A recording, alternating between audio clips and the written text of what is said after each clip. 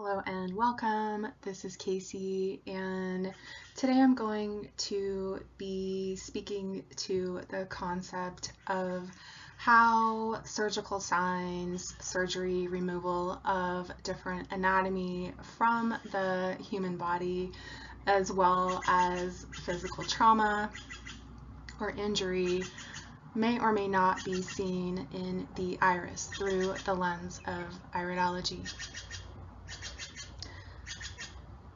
So the general consensus, and before I get started, have the birds going crazy, sorry. Thank you for watching, and thank you for liking, commenting, and if you are interested in a reading or in a mentorship, then you can visit my website and check that out. All right, and I will say right away, we're going to be looking at for today, this will be a short video, we're going to be looking at the removal of the tonsils. And so this person did have their tonsils removed at a young age, and so I'm going to be showing you this spot right here, and we'll be discussing, like I said, how the different surgery and trauma may or may not show up. So there are a few different thoughts on this by a few different iridologists. The main general consensus, and that this is true, I think, pretty much across the board with Bernard Jensen. I also have some notes from some earlier iridologists that I took from their books written in, let's see, I have Henry Lindlauer, who wrote his book or published his book in 1919 called Iridology, and then J. Haskell Kritzer. Both of these were medical doctors, and also his book Iridology in 1921. And these two gentlemen, as well as Bernard Jensen, and pretty much across the board, you're going to see that the consensus is you will not see removal, you will not see the signs of removal of organs and different anatomy from the body. And that is because, for the most part, hopefully, when people have surgery, they are under anesthesia. And so the nerve impulses are blocking those signals. The medication that's blocking the pain within the nervous system is also consequently blocking the signals to the brain, and therefore not showing up in the iris.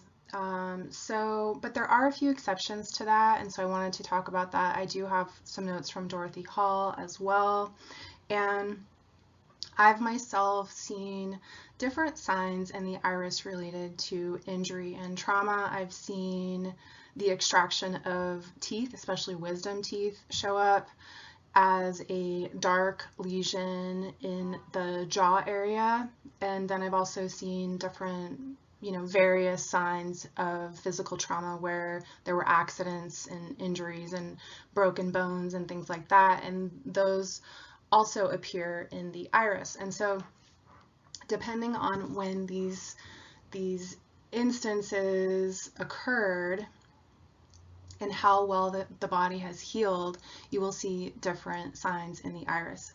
But for now, I want to point out that we have here a right eye, and in this eye we have a definite closed lesion or closed lacuna,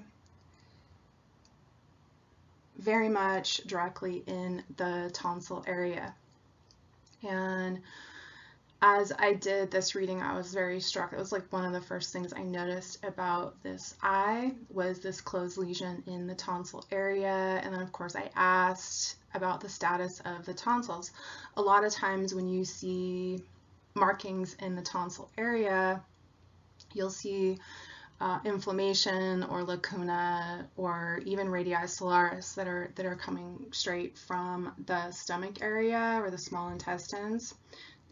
And a lot of times people will or will not have had their tonsils removed. So there's no clear cut, oh, you've had your tonsils removed. It's more a matter of what was the state of health of the tissue prior to the surgery.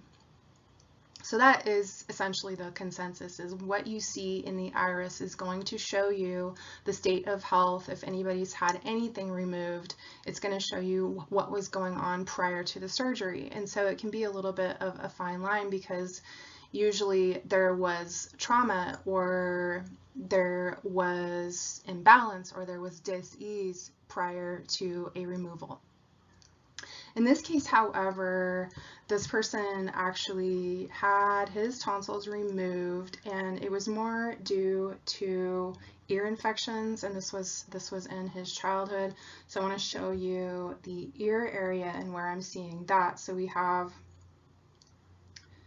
this zone in here, and as the fibers are sort of split, and it's definitely sort of defining itself as an area, more of an open weave fiber structure, a little bit of wavy fibers, and a little bit of darkness in that area. So that is the ear. So that was the origin of the problem. And then the so-called solution was a tonsillectomy. And so we know that the tonsils play a key and vital role in the overall health of the body, that their removal is devastating to the entire system, and especially to the lymphatic system and its ability and capacity to remove toxicity and acidity from the blood and the tissues, especially the tissues and blood and organs and glands directly surrounding the tonsils. And in this case, and what I see all the time, whether it's a tonsillectomy or whether someone just has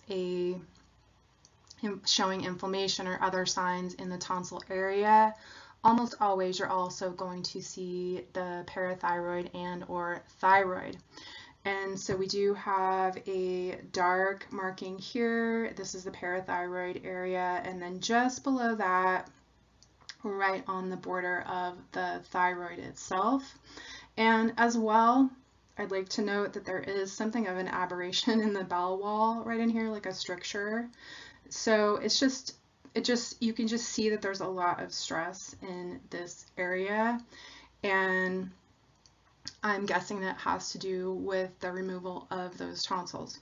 Okay, so what might you see related to surgical signs in the iris? Well, one of the first things is, as we've noted, you might see a closed lacuna or a closed lesion, as we see here in the tonsil area.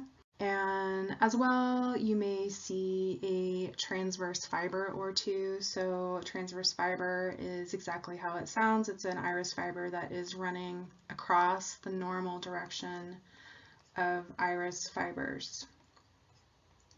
And when you see that transverse fibers, closed lacuna, all of these things can indicate many things. So that is one of the ways in which iridology can be an investigational pursuit. You see these things and you know something has gone on. And so, but they can certainly indicate that there was a surgery injury, and that is how it has healed up. So we have closed lesion, we have transverse fibers, we can have crisscross fibers, and that would especially be noted in the case of scar tissue. We can have a thickening of fibers and just general fiber disturbance. And then specifically related to the tonsils, actually I have a quote from Dr. Kritzer, again from 1921, and he says, "A black spot in the area of the tonsil denotes either surgical removal of the gland or a degenerated tonsil." And he goes on to say, "A closed lesion can also be seen in cases where an injury or any other form of destruction of tissue has healed." And then along those lines, another quote, this is from Henry Lindlar. He says, The effects of surgical operations performed under anesthesia either do not show in the eyes at all or only very faintly, though entire organs or large parts of the body may have been removed by the surgeon's knife. This is due to the fact that under anesthesia the sensory nerves are being numbed and paralyzed. For this reason, we do not feel pain. This condition of temporary paralysis prevents the transmission of impulses to the iris and therefore the production of corresponding signs or lesions in the eye. For instance, the loss of a leg amputated under anesthesia may not show in the eyes, while the scar tissue caused by the bite of a dog, a wound received from a bullet, or other injury received in an awakened conscious condition may show for life in the form of a closed lesion in the iris.